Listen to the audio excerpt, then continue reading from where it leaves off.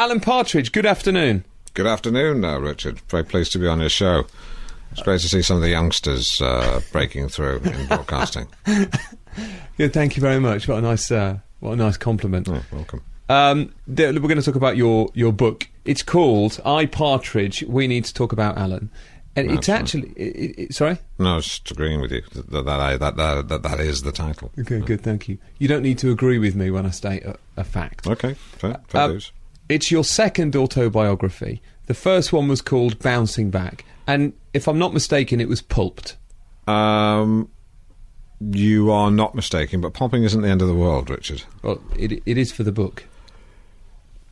No, it isn't. Take a look at biscuits. Not now, but take a look at biscuits when you get the opportunity. If you pulp a packet of biscuits, you haven't lost some biscuits. You've gained the base of a cheesecake. Mm.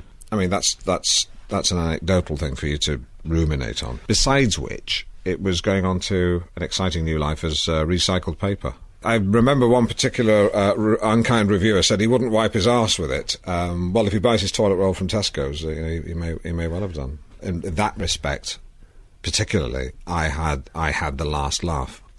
Now, you've worked with a number of people and you've parted on bad terms with many of them. Yeah. Do you think that you're a hard person to get along with? I think the truth is I'm actually very easy to get along with. I mean, you and I have been chatting here. We chatted outside. There was no exchange of blows. Went fine. Exactly. I would say the truth is, when people say that to me, I go, who the hell are they talking about? Because it sure as heck ain't me.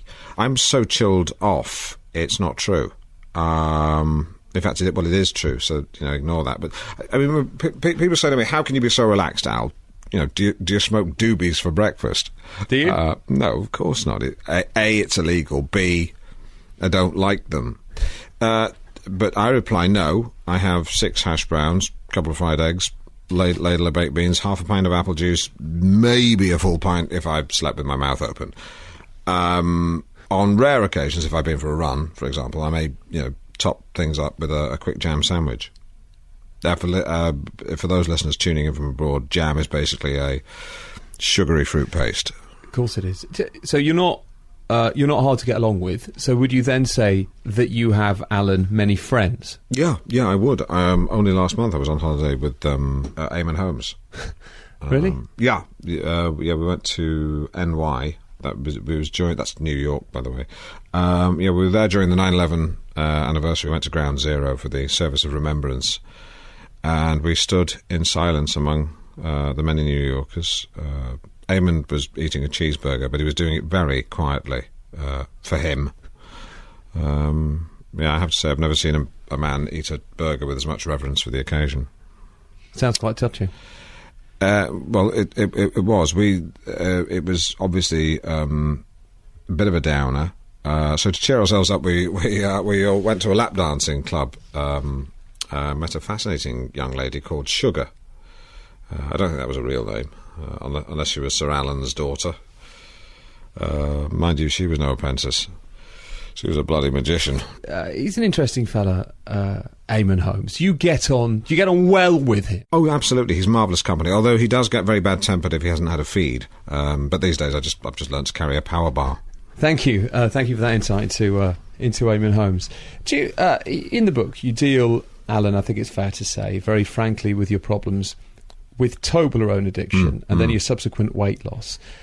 How, in the end, did you lose the weight?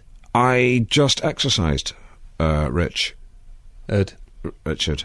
One day I lost 5 pounds, although it was partly because I'd eaten some bad ham. And I just thought, well, whatever works, After that, I used to seek out bad ham. I go into supermarkets and say, "Can I have a pound of your baddest ham?" And I don't mean bad in a black street culture kind of way. I mean genuinely awful ham. That's it. You also talk very openly about your relationships. you had an overseas girlfriend at one point. Yes, I did. Tell me about her. What was her name again? Sonia, very good friend of mine, had a stunning Ukrainian girlfriend, and he arranged similar girlfriends for 6 or 7 of us. And mine was probably the second best. We got on brilliantly, by the way. She was very adventurous when it came to lovemaking. I remember one time we got home drunk. I crashed out, but she must have had her way with me while I slept, because I woke up the next day and I had ligature marks on my wrists and carpet burns on my quads. And rudimentary forensics suggested to me that it must have involved her dragging me around the floor at some speed. I reconstructed it, just to be sure, by getting my assistant to drag me around, which she managed to do with surprising ease, because she's very strong and has a low centre of gravity. I mean, bear in mind that we're on mid-afternoon radio here on BBC Radio 5 Live. Are you a fan of 5 Live? I love 5 Live. I don't know why it's not digital. Well, it's digital. Is it? It's medium wave and it's on both. And FM? It's not on FM. Oh. You're not together with Sonia. You've described in detail there. You're not together anymore, are you? No, it didn't work out, Richard, as these things often don't with Eastern European women. But I do still see her regularly. Oh, do you? You're friends, are you? No, she's my cleaner. You also describe in the book a period in your life when you lived for many months in a hotel, and you talk about developing something called kettle cuisine. What is kettle cuisine? Well, kettle cuisine. As a long-term guest, I didn't always need to eat in the restaurant. Don't forget that every room has a mini kettle. That instantly opened the door to everything from copper soups to pot noodles. And combine the kettle with the refrigerated minibar, and wallop, you've got yourself jelly. Of course. At one point I smuggled a microwave into my room, but I got rumbled when passing hotel staff kept hearing the ping. Or ding, if you will. I tried to claim I wasn't using the microwave to prepare food, but they refused to believe that I only had one there to speed dry hand-washed undergarments. So, you win some, you lose some. Were you happy in that hotel? Oh, Richard, happiness is a man... would you ask... it's a difficult question to answer. Ask a man who has survived a month in a boat cut adrift in the Pacific Ocean before he's found. Ask him, is he happy? Was he happy in that boat? And you won't get a straight answer. One story that stood out to me in the book was your wedding day. You were married to Carol. You're no longer together. No. And you express your concerns about that. We're not on together, but we remain on unpleasant terms.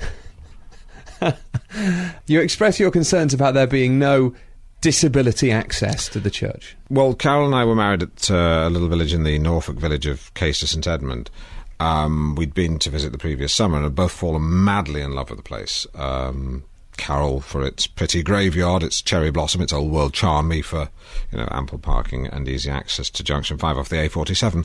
But one of the drawbacks was that it lacked wheelchair access, primarily because it was built in the 12th century. And some of your guests were wheelchair bound. No, but just to put this in perspective, I don't want people to denigrate the church for its lack of wheelchair access. The 12th century, wheelchair access was very low on the agenda. In fact, for people with special needs, the 12th century, they had a long way to go in their treatment of people with mobility issues. They would have been just banished to the outskirts of town. In fact, unceremoniously dumped beyond the perimeter wall.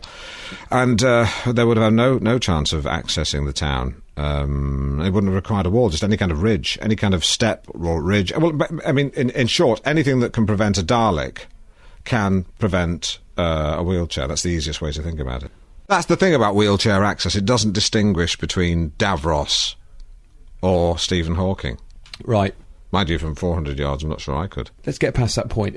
Just describe the day itself for your wedding. What was that like? Richard, it was a wonderful day. There was a few clouds, scattered showers with intermittent sunshine, a high of 12, a low of 8. medium pollen count, but the I don't actually need the weather forecast for the day of your wedding in the 1990s or whenever it was. Okay, well, okay, fair enough. Although I stand by the weather summation for the day. Carol looked wonderful. She was clad in a very pleasant white dress with her lace veil glistening in the sunlight like some sort of semi-transparent burqa. She really did look 1,000 dinars. We all remember your chat show on BBC Television. Mm-hmm. We're speaking now, Alan, at BBC TV Centre, Inside TV Centre. I think that's where your show was made, isn't it? Is it good to be back at TV Centre? Whew, there's a question, Richard. There is a question. What's the answer to it? Well, the foo, that would be part of it. It's a strange feeling. I have been back here, I mean, in case anyone hasn't. I mean, I used to come back over the years occasionally. On a couple of occasions I came on guided tours. Just to keep myself in the shop window before I realised that, that I didn't really have a plan. I mean, I realised I couldn't whistle or wave from the back of a herd of pensioners. It would have looked, I'll be honest, it would have looked a bit desperate, and so I abandoned that. Great tours, though, really, really good tours.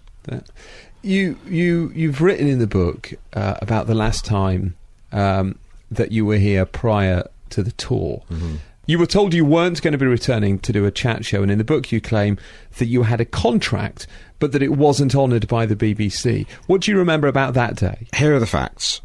I had a contract signed by the BBC's Director of Programmes, Chris Feather. Yes, he died soon afterwards, and yes, there were no witnesses to the agreement. But as I've explained time and time again, the only reason his signature looked so different is because he'd accidentally slammed his hand in a car door after losing his temper at a car boot sale in Leatherhead when after he counted up the day's takings, he realised he'd not even covered his petrol costs, primarily because he damaged his most valuable item, a soda stream, in transit and failed to sell it. I mean, do you think I make something like that up?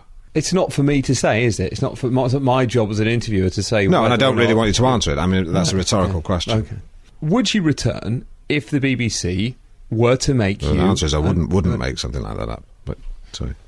Well, I thought you said it was rhetorical. Why have you answered it? Because do you understand the format of a rhetorical question? Yes, but in case some of your more challenged listeners fail to understand the nature of rhetoric, I just thought I'd seal that in an envelope and post it in the inbox of their brain. You had killed a man, by the way. When you say you'd got this contract, you killed a man in the final episode of your TV channel. The restaurant critic Forbes McAllister. That's correct. Right, dead. Does that still haunt you? Haunt is a very powerful word. Niggle with an L-E. Yes, it does niggle me, but not haunt. People who are haunted lie awake at night. Niggles just distract during the day.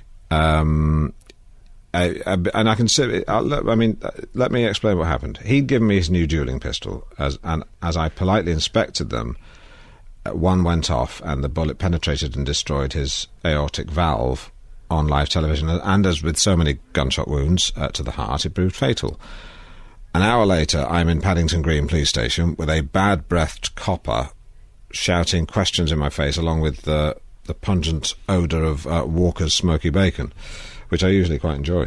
And I kept saying, please, can I go home? I'm doing a store opening at 10 for World of Leather, and the copper said, the only thing you'll be in tomorrow is a world of trouble.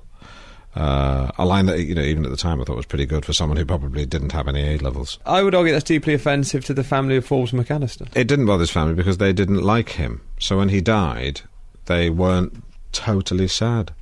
And that's the simple explanation. I later I was found guilty of unauthorised use of a firearm, dusted. But Richard, I always say there were two victims that day. Who are they? Well, me, because of course of everything I went through, but also Forbes McAllister is also a victim in a way, because of course